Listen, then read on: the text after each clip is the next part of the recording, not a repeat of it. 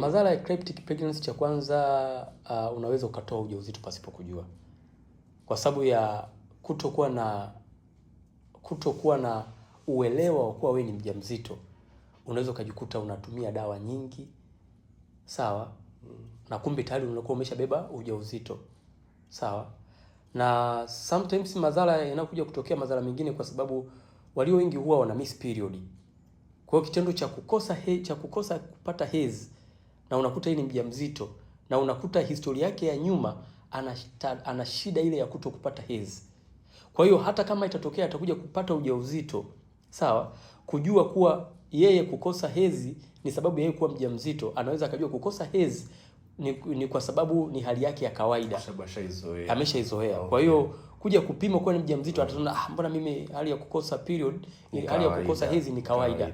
Kwa hiyo unakuta sasa ataanza kupambana kutibia ili aweze kupata nini? Hedhi.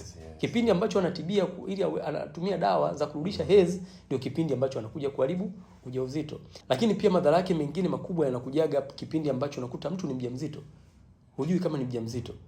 Tunafahamu baadhi ya tabia za ujauzito zingine zinaweza zikaja, lakini zikaja kwa kiwango kidogo, unajikuta tu una mood swing. Sasa kwa watu wengine ambao hawajui kama wewe ni mjamzito, kutokana na yale mabadiliko ya tabia, watu wengine watakuchukulia negative.